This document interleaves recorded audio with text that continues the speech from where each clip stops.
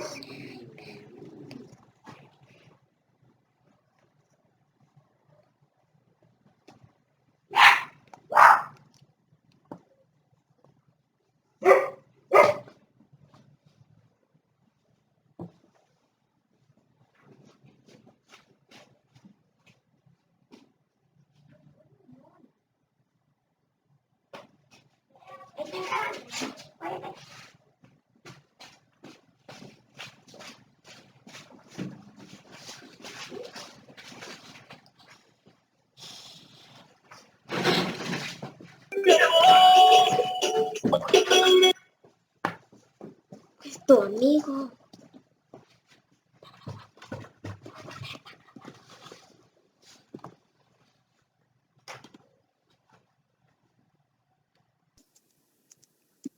Bien, jóvenes, hoy vamos a ver el patrimonio. Les decía que el patrimonio siempre es un rubro delicado. Sin embargo, debemos tener cuidado en ajustar o actualizar el patrimonio de manera correcta. Entonces, a través de este ejercicio, lo vamos a ver la actualización tanto del capital como la reserva y la cuenta de resultados acumulados. En el ejercicio nos dice patrimonio de la empresa Cargill SRL. La composición dice del patrimonio al 31 de diciembre del 2019, ¿no? Es como así: capital 1 millón, ajuste de capital 100.000 y reserva legal 50.000 y resultado acumulado 400.000, haciendo un total de 1.550.000 de patrimonio. Se pide, dice, actualizar y elaborar el estado de evolución del patrimonio neto al 31 de diciembre del 2020. Es decir, tenemos que actualizar de 2019 a 2020, ¿no? Y además elaborar el estado de evolución del patrimonio neto. Entonces, cuando tengamos que elaborar el estado de evolución del patrimonio neto, vean ustedes, siempre hay que colocar por el ejercicio terminado, o sea, es dinámico, ¿no? O sea, siempre se coloca por él, no al, digamos, ¿no? Solo el balance se coloca al porque es a una determinada fecha.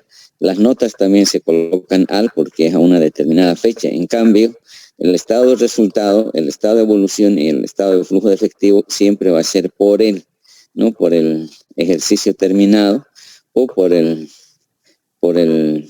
año terminado, etcétera. Entonces, en eso hay que tener cuidado de no colocar, en este caso, en el estado de evolución al, ¿no? Sino es por todo un periodo, por todo un año, digamos, ¿no? Por todo el ejercicio terminado, dice, el 31 de diciembre del 2020. Expresado en boliviano. Entonces, normalmente para elaborar el estado de evolución del patrimonio neto... Sí, dígame. Una preguntita. Diga. En el caso de que sean 5 meses o 6 meses, ¿cómo se colocaría? ¿Del al? Por el... No, igual, o sea, por eso le decía que los estados financieros, el balance y las notas, los estados financieros estáticos. Ese estático significa a una determinada fecha, por eso decimos el balance general al 31 de diciembre. En cambio, el estado de resultados, el estado de flujo de efectivo y el estado de evolución es por todo un ejercicio o por los meses, pues, ¿no? En este caso, como dice, si fuese por los meses terminado el 31 de diciembre de 2020, por decir, ¿no? Entonces, es por todo un periodo. Normalmente cuando es por meses se coloca por el periodo, digamos, ¿no?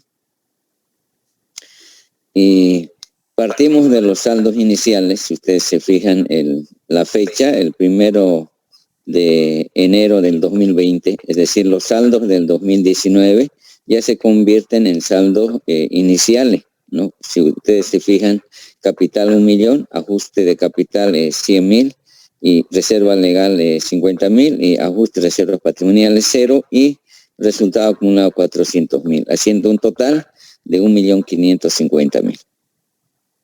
O sea, partimos de los saldos iniciales para llegar a saldos finales al 31 de diciembre del 2020, ¿no? Entonces, como este patrimonio no ha tenido movimiento, solo que debemos actualizar el capital, el ajuste de capital, las reservas y resultado acumulado. En el tema por ejemplo, dice al 31 de diciembre de 2020, actualización del capital, dice. Entonces, ahí es donde tenemos que determinar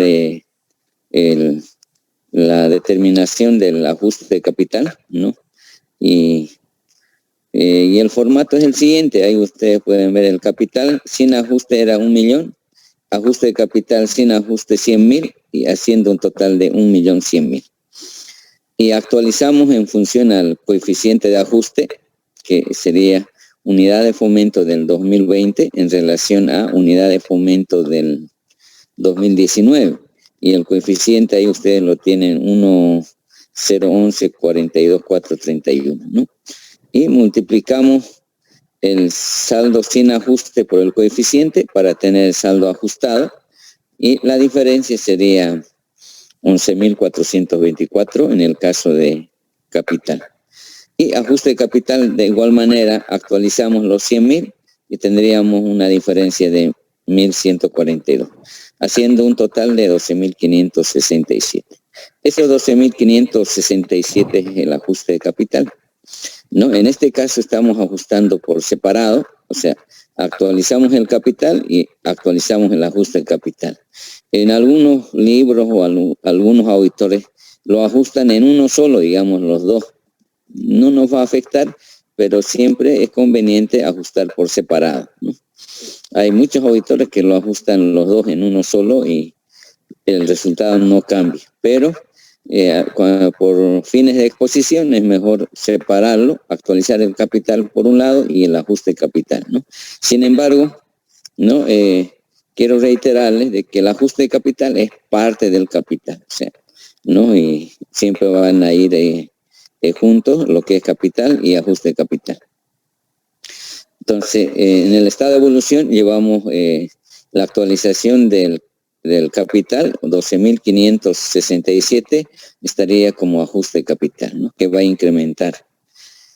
Y luego, al 31 de diciembre también del 2020, actualizamos la reserva, ¿no? Si hubiera otras reservas, también hay que actualizar. En este caso, solo tenemos la reserva legal, que es 50.000, ¿no? La reserva legal 50.000 actualizamos de la misma manera en función al coeficiente de actualización, teniendo actualizado 50.571, ¿no? Y la diferencia es 571.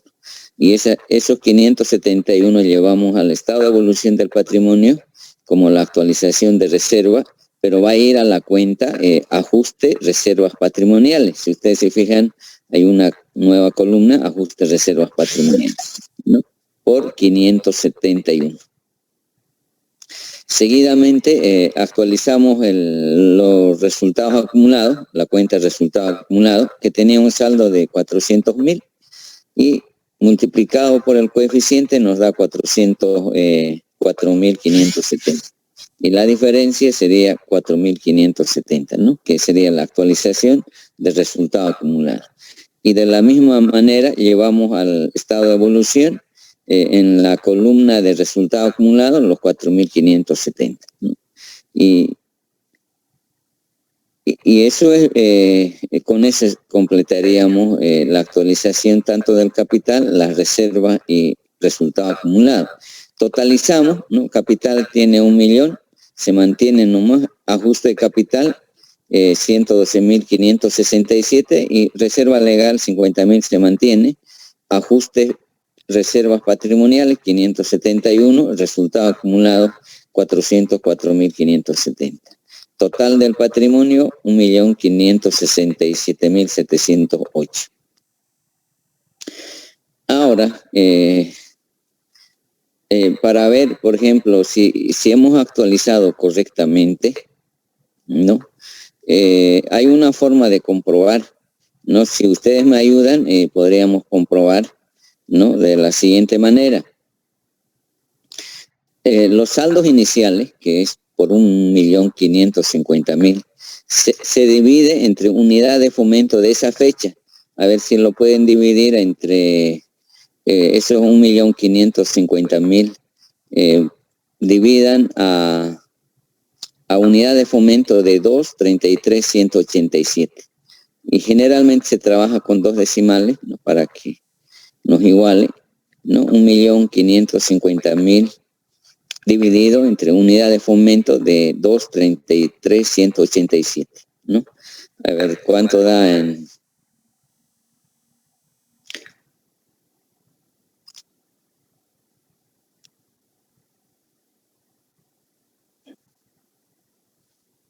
A ver si alguien nos puede ayudar.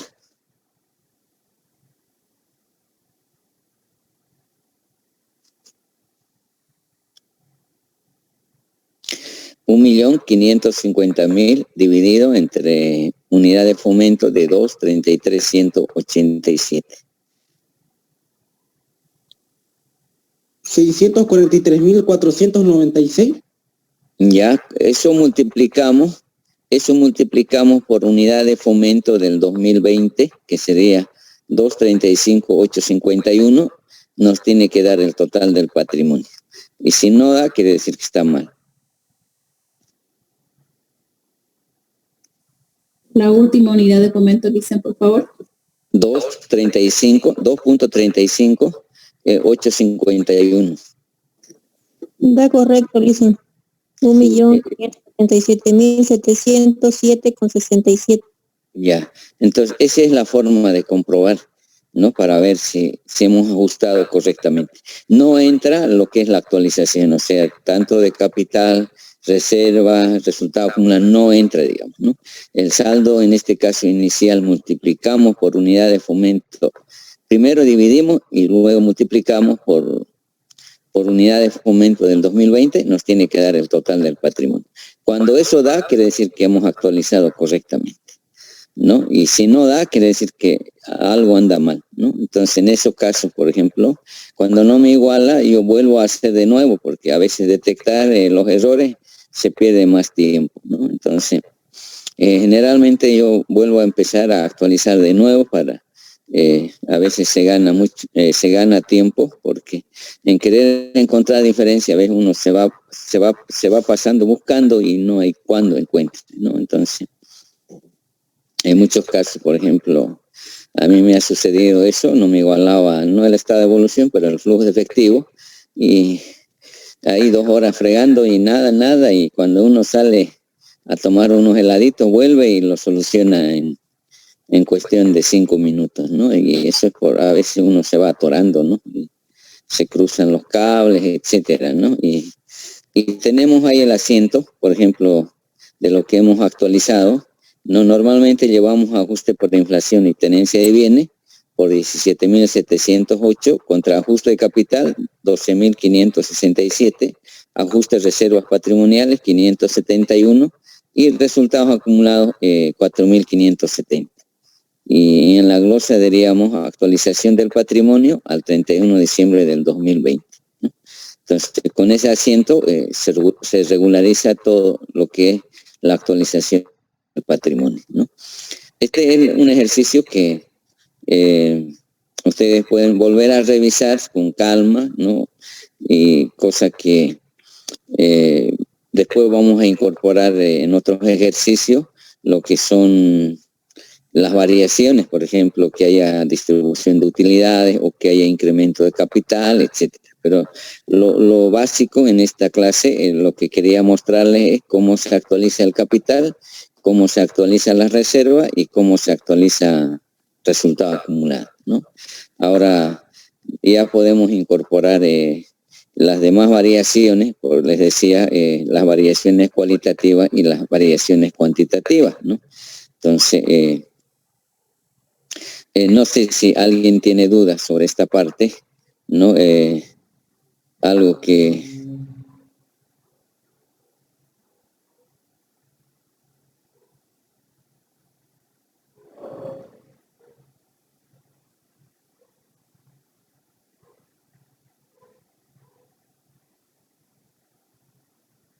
Nadie, yo creo que no me han entendido o es que... Hice una consulta. Sí. Debido a que el año pasado hubo una baja de las USB, ¿no? Ha disminuido. En este caso tenemos que hacer, creo que ha sido hasta el 10, ¿no? Ajá, hasta el 10 de diciembre. No lo he tomado en cuenta porque no tiene mucho efecto, digamos, ¿no? Sin embargo, primero deberíamos actualizar a 10 de diciembre y luego de 10 de diciembre al 31 de diciembre, ¿no?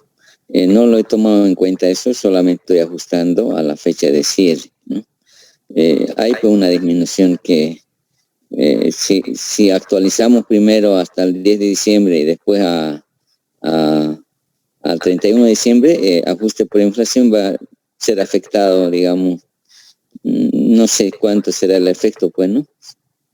Pero eso es lo que no es usual, digamos, ¿no? Pero se presentó, pues, ¿no? Eso, el ajuste por inflación se vería afectado, ¿no? O sea, yo lo estoy ajustando a la fecha de cierre, o sea, del 31 de diciembre a 2019 al 31 de diciembre del 2020, ¿no? Y ahora, por ejemplo, a manera de práctica, ustedes podrían primero ajustar al 10 de diciembre y luego al 31 de diciembre, ¿no? Para ver cuál es el efecto, digamos, ¿no? Ok, Luis, gracias. Ya, claro, o sea, eso normalmente debería ser hasta el 10, después ajustar en el caso solamente del año 2020, digamos, ¿no? Porque en los otros años no hubo ese problema. Y lo esencial es que usted, por ejemplo, a ver, lo que quiero en este ejercicio, por ejemplo, dice de determinación del ajuste capital. Tenemos que exponer, digamos, así como estamos, capital sin ajuste, coeficiente de actualización, el ajustado y la diferencia, que sería el ajuste capital. O sea, tenemos que exponer para que el auditor que revise o aquel profesional que lo interprete no tenga problema, digamos, cómo estamos determinando, ¿no? Eso es lo principal, digamos, ¿no? Por ejemplo, el asiento también, ¿no? Y ahí falta la glosa, no sé qué pasó con la glosa, a ver si hay, ¿ve? Actualización de patrimonio al 31 de diciembre del 2020. Y siempre acostúmbrense de que los asientos deben tener la glosa, que es la explicación del asiento, ¿no? Entonces, para que no tenga duda alguien que revise, entonces siempre hay que demostrarlo, ¿no? Con todos los pasos. O sea, por ejemplo, aquel auditor que es egoísta puede tener problemas porque le van a llamar que aclare, que explique, etcétera, etcétera. Entonces, para que, por ejemplo, para que no me llamen o para que no me tengan que molestar, yo siempre expongo todo en los papeles de trabajo de tal manera que aquel auditor que va a revisar no tenga dificultad, digamos, de interpretar o analizarlo. Lo que pasa que en el tema de auditoría tenemos que plasmar los auditores todo en los papeles de trabajo. No hay eso de que yo manejo, por ejemplo, hay auditores que hacen el flujo de efectivo y la hoja de trabajo lo manejan reservado, no lo quieren mostrar, etcétera. No entiendo por qué razón, porque si la hoja de trabajo es el respaldo del flujo de efectivo, entonces hay que adjuntarlo, pues, ¿no? Porque de nada sirve que si no hay hoja de trabajo, porque en la hoja de trabajo es donde se determina cómo se clasificó las actividades de operación, inversión y financiamiento. Entonces, cuando alguien me dice, por ejemplo, a mí no me iguala el estado de evolución, yo se lo proporciono. A ver, mi análisis que yo hice fue, y ahora sí, si hay alguna diferencia, ¿no?, hay que ajustarlo, pero de otra manera hay que mostrarle, ¿no?, mostrarle todo. Y eso les digo porque yo cuando también a mí me hacen auditoría, pues, ¿no?, de las empresas que yo manejo, vienen de otro lado y trato de proporcionarles todo para que no tengan dificultad, ¿no? Y para que todo salga, porque al final el objetivo es que ellos quieren verificar cómo se ajustó el patrimonio. Entonces hay que mostrarles todo lo que uno, y si demostramos de esta manera, yo creo que se entiende porque cómo estamos determinando o cómo estamos armando el estado de evolución del patrimonio neto, ¿no? Y creo que en el tema del patrimonio, en el próximo ejercicio, tengo previsto incorporar lo que les hablé de las variaciones cuantitativas y de las variaciones cualitativas, ¿no? Ahora, también en este caso, por ejemplo, específico, nos pide del 2019 ajustar a 2020, pero puede ser que nos dé el patrimonio del 2019 y nos dé el patrimonio del 2020. Solo tendríamos que ajustar por diferencia. O sea, ¿no? Ese caso también hay que ver que cuando hay patrimonio del 2019 y 2020, entonces, si hacemos la comprobación de la actualización del capital y de las reservas y resultado acumulado, solo ajustaríamos por diferencia, donde hay variación, porque ya la empresa ya lo ha contabilizado, el ajuste de capital, ajuste de reservas patrimoniales y resultado acumulado, ya lo ha registrado. El tema de la auditoría es solo verificar, digamos, ¿no?, que si no hay diferencia, no se propone ningún asiento de ajuste. Y si hay diferencia, ahí sí tendríamos que ajustar únicamente por diferencia. No como en este caso, estamos contabilizando la actualización del ajuste capital, la actualización de reserva y la actualización de resultado acumulado, como si no se hubiera registrado contablemente, ¿no? Estamos proponiendo el asiento de ajuste. Pero si tuviéramos saldos del 2020, entonces solamente comprobar, digamos, si esos saldos están correctamente actualizados, ¿no? Entonces, de eso trata, digamos, el patrimonio. Normalmente hay un aspecto que ustedes tienen que darse cuenta. Por ejemplo, teníamos el patrimonio en forma vertical, ¿no? O sea, capital, ajuste de reservas patrimoniales, reserva legal y resultado acumulado. Para elaborar el estado de evolución lo estamos exponiendo en forma horizontal, ¿no? O sea, para partir de esos saldos iniciales para llegar a los saldos finales, ¿no? Entonces, ese patrimonio en este momento lo que hemos modificado simplemente es por la actualización del capital, la actualización de resultados de las reservas y resultado acumulado. No hay otro movimiento. Ya en los próximos ejercicios incorporaremos, por ejemplo, el incremento de capital, la distribución de utilidades, puede ser que se tenga que determinar la reserva legal, etcétera. En el tema de la reserva legal es importante que ustedes sepan que en las sociedades anónimas y las sociedades de responsabilidad limitada, o sea, SA y SRL, están obligadas las empresas en constituir una reserva legal en no menos del 5%, dice, hasta el 50% del capital pagado. ¿Qué implica eso? Que en las SRL y las sociedades anónimas sí o sí hay que incorporar, constituir la reserva legal. Y ustedes saben que la reserva legal se constituye sobre la utilidad, ¿no? Y no así sobre una pérdida, ¿no? Ahora, la norma dice en las sociedades anónimas y de sociedades de responsabilidad limitada, están obligados, dice, a constituir en no menos del 50% hasta el 50% del capital pagado.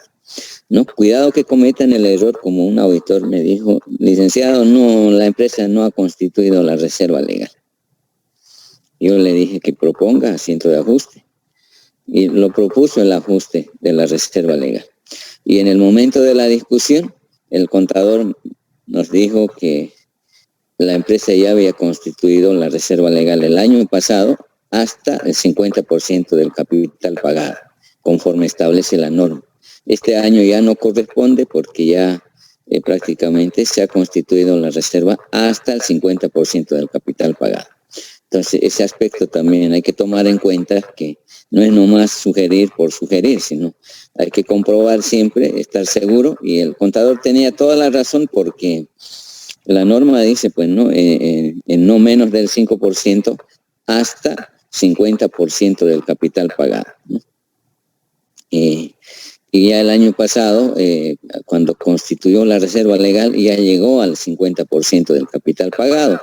Y el siguiente año ya no tenía que constituirse porque así lo establece la norma, ¿no? Entonces, en eso hay que tener cuidado, ¿no? Y esas son algunas experiencias, digamos, ¿no? que se dan en la práctica, ¿no? Y debemos tener cuidado esos aspectos, ¿no? Porque ahora tampoco, por ejemplo, dice la norma en no menos del 5%. ¿Qué significa eso? Que puede constituir una reserva legal del 7, 8, 10%. Pero están obligados en no menos del 5%. Ahora, no sé si ustedes sabían, las entidades financieras y las compañías de seguro constituyen una reserva legal del 10%, no es 5%. Según la Ley General de Banco y la Ley General de Seguro, establecen 10% de reserva legal. Entonces, al decir en no menos del 5%, está pues dentro, ¿no? O sea, pueden constituir incluso hasta más, ¿no? Pero hasta tiene su límite, ¿no? Hasta el 50% del capital pagado, ¿no? Únicamente. Eso sería, jóvenes, en lo que respecta al patrimonio. La próxima veremos ya con variaciones cualitativas y cuantitativas, donde vamos a ver, pero el procedimiento es el mismo, ¿no? Lo único que hay que tener cuidado, por ejemplo, si el incremento ha sido en mayo, entonces tenemos que ajustar de mayo a diciembre, ¿no? Y si la distribución de utilidad ha sido, por decir, en junio, entonces de junio a diciembre tenemos que ajustar, ¿no? Y a ver qué más hay. Otro aspecto que habría que incorporar cuando el resultado acumulado es negativo, ¿no?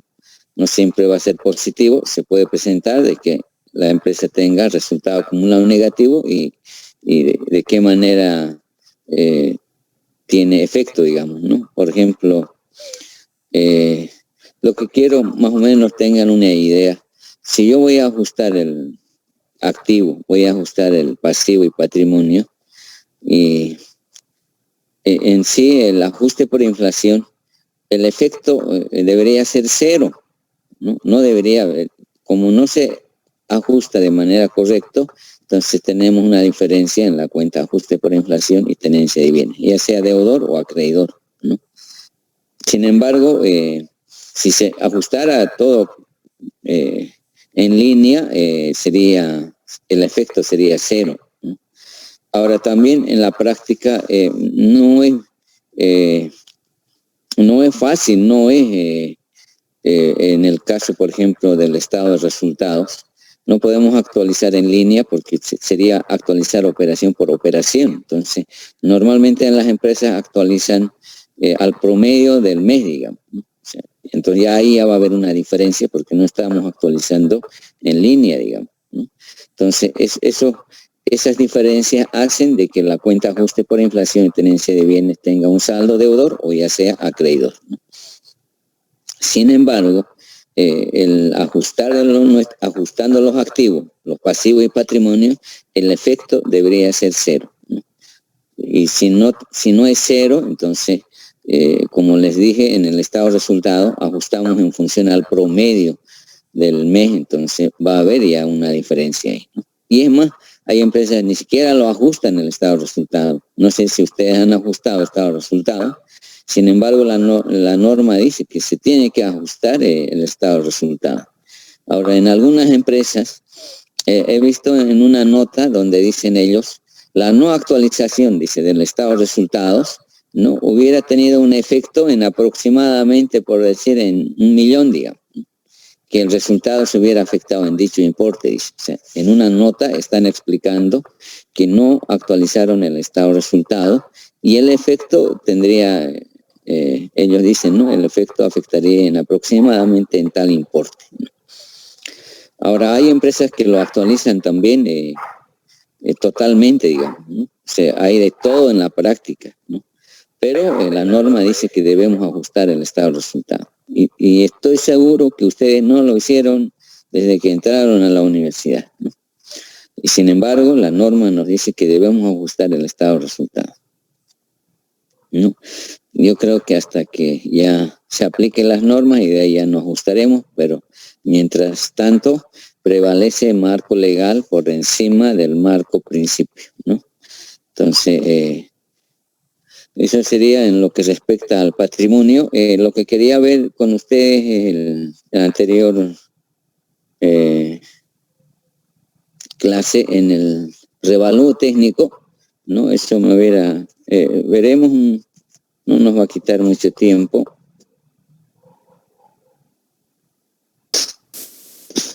Dice, Sí, dígame. buenas noches.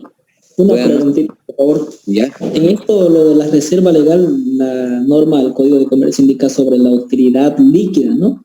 Y en algunos casos yo he visto que plantean sobre la utilidad después de impuesto, porque entienden que esa es la líquida, ¿no? Pero otros casos he visto que la determinan sobre la utilidad antes de impuesto. ¿Cuál sería la utilidad líquida en todo caso, dicen? La utilidad líquida ya ha disminuido todo, ¿no? O sea, la utilidad neta que decimos, ¿no? Sobre eso se determina la reserva legal, ¿no? Y eso vamos a ver en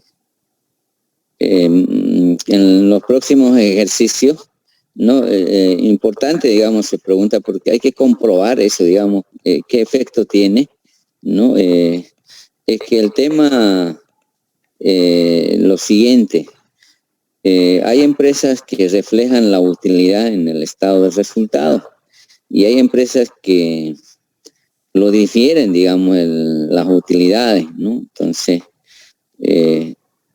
o inclusive hay empresas que llevan a cuentas de orden, ¿no? Entonces hay que ver esos cambios, en qué medida nos afecta y cuál sería, digamos, los pros y contras que si en este caso, por ejemplo, hay que comprobar qué pasa, por ejemplo, como dice, antes de impuesto y qué pasa después de impuesto, ¿no?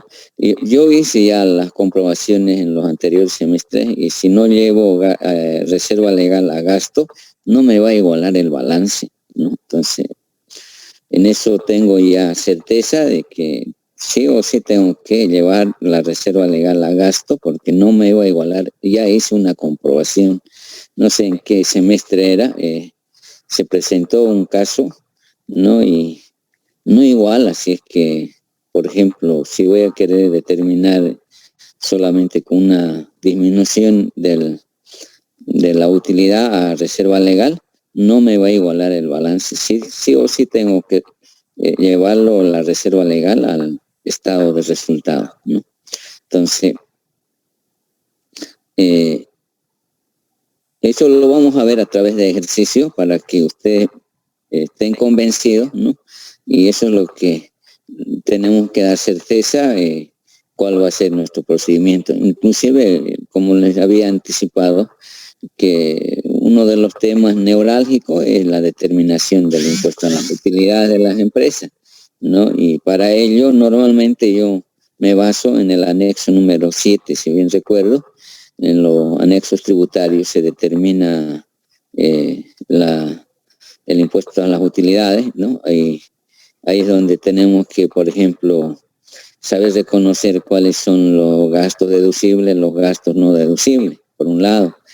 por otro lado tenemos que tener en claro cuáles son los ingresos imponibles y los ingresos no imponibles, ¿no? Esos son, digamos, los aspectos que, o en los que tenemos problemas algunos auditores, ¿no? O sea, y si sabemos reconocer gasto deducible, no deducible, y los ingresos imponibles y no imponibles, eso sí tenemos que manejarlo, porque eso es lo que se determina en el anexo 7, ¿no?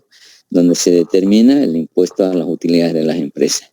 Es más, ¿no? Para que un poco tengan idea, impuestos nacionales prácticamente ya ha tomado, como normalmente decimos, ya todo el control, ¿no? Antes se podía, digamos, no tenían un control absoluto, ahora sí. Inclusive cualquier afectación o modificación tengo que sustentar bajo qué norma, digamos, ¿no? Bajo qué artículo de la ley 843, o si te mencione, dicen, ¿no? Entonces, prácticamente ellos tienen un control, ¿no?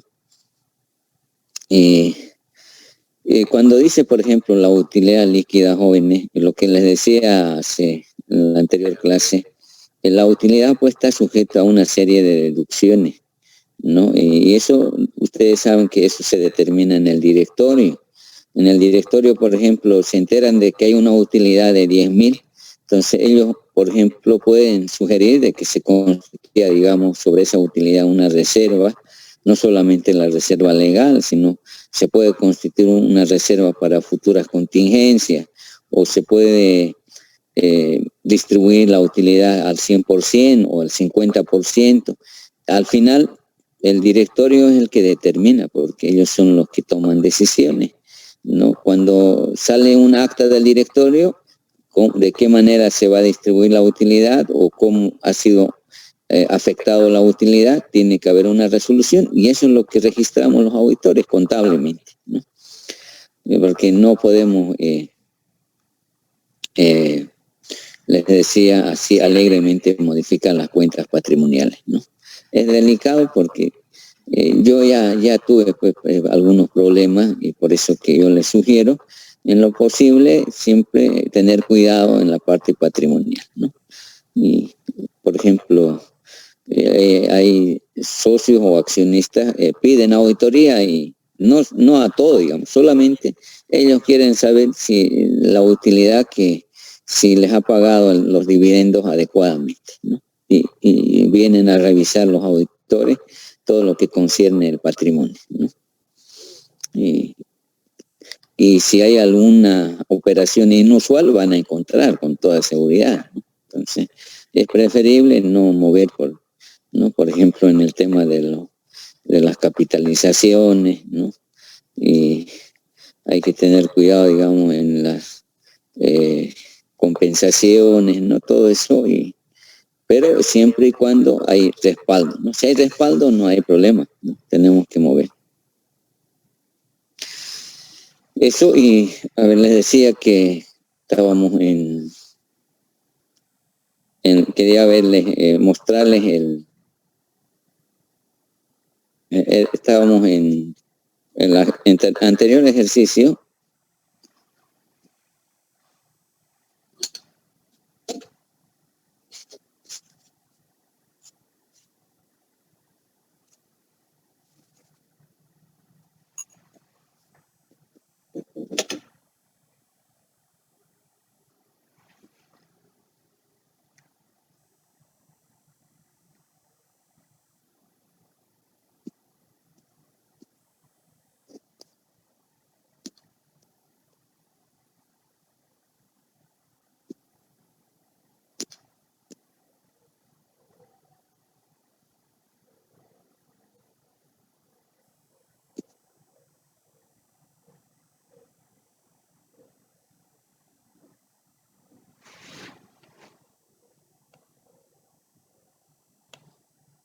Bien, este es sobre reserva por revalúo, quería mostrarle.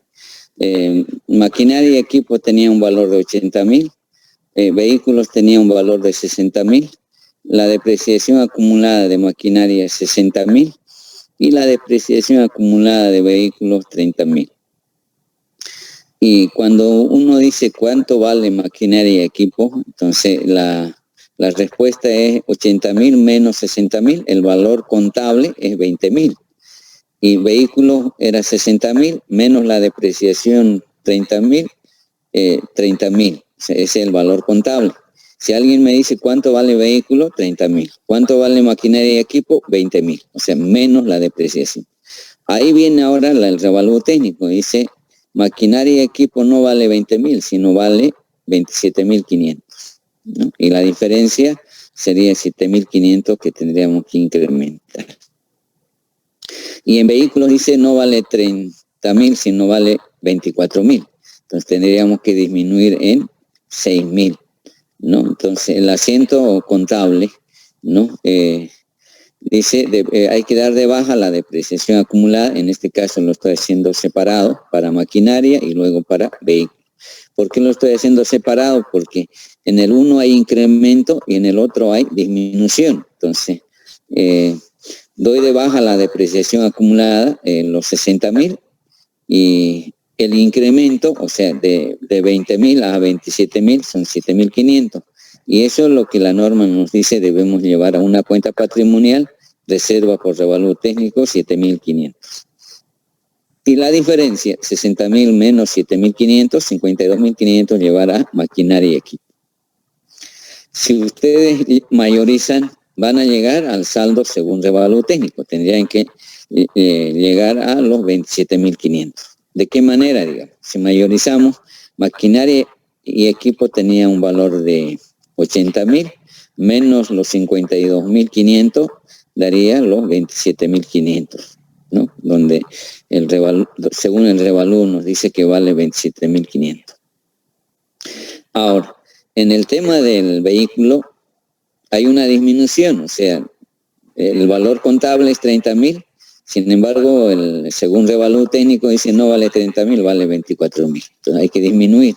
Entonces esa disminución es lo que llevamos a ajuste por inflación y tenencia de bienes por 6.000 y también damos de baja la depreciación acumulada por los 30.000, ¿no? Y abonamos vehículos por 36.000. Entonces ese es el asiento contable, ¿no? Si ustedes mayorizan, tienen que llegar a los valores según revalúo técnico. En el caso de vehículos, por ejemplo, tenía 60.000 menos los 36.000, vamos a llegar a los 24.000, que según revalúo técnico.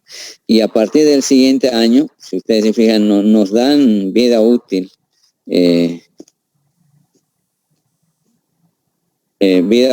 para cada activo fijo. Por ejemplo, dice maquinaria y equipo, vida útil restante 48 meses, vehículos 36 meses. Entonces, para el próximo año hay que ir depreciando en función a la vida útil asignado en meses, ¿no? Y también la norma nos dice que una vez que ha sido revalorizados los activos fijos, la depreciación se convierte en no deducible para la determinación del impuesto a las utilidades de las empresas, ¿no?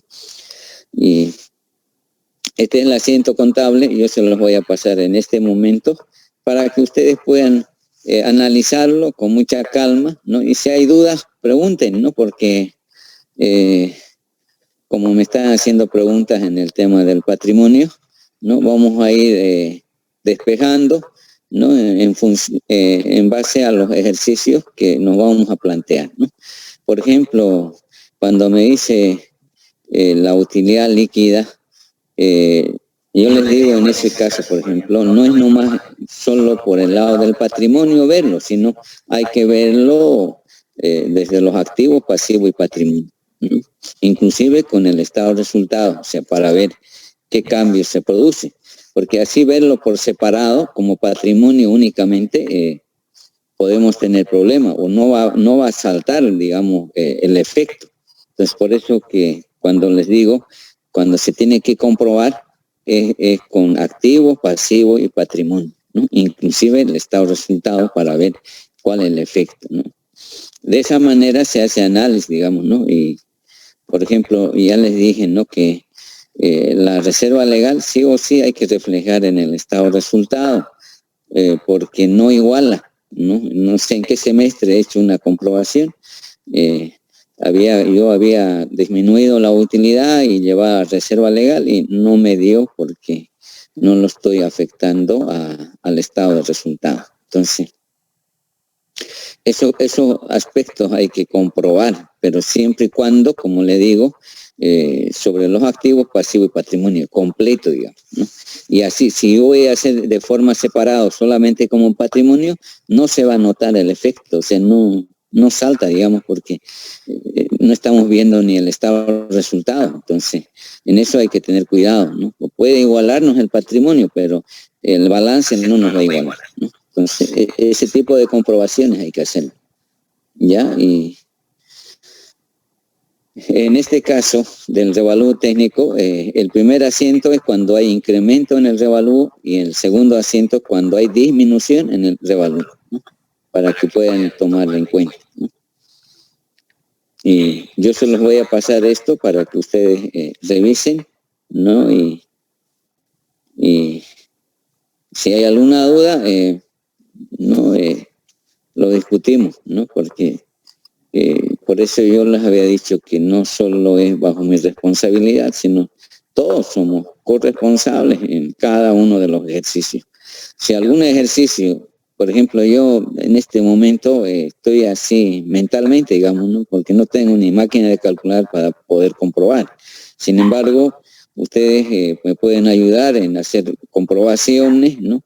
Y la idea es eso, ¿no? Que no es solo que yo determine todo tampoco. O sea, ustedes son quienes, digamos, los más indicados para realizar los cálculos, las comprobaciones, etcétera, ¿no? Y si hay algún error, por eso yo les decía que yo siempre admito, cuando cometo un error, tengo que admitirlo porque al final soy humano, me puedo equivocar, ¿no? Por más con experiencia que sea, me puedo equivocar. Entonces, en eso yo soy abierto, ¿no? Y cuando no sé, les voy a decir no sé, porque siempre hay alguien que sabe más que uno. Entonces, y es así, pues, ¿no? Es bien relativo, ¿no? El tema de auditoría, siempre es mejor trabajar en equipo y se va detectando errores o deficiencias, ¿no? Entonces, jóvenes, yo se los voy a pasar esto, vayan revisando, ¿no? Y el estado de evolución también. Ustedes tienen que familiarizarse y la única forma es con ejercicio. Por eso es que voy a elaborar unos 2 prácticos de estado de evolución para que puedan ver también de los activos, ¿no? Para que no tengan problema en el segundo parcial, ¿ya? Bien, jóvenes, les dejo porque tengo que irme. Muchas gracias. Buenas noches. Gracias, Buenas licenciado. noches. Se cuidan. Gracias, Lisa. Buenas noches. Buenas noches. Buenas noches.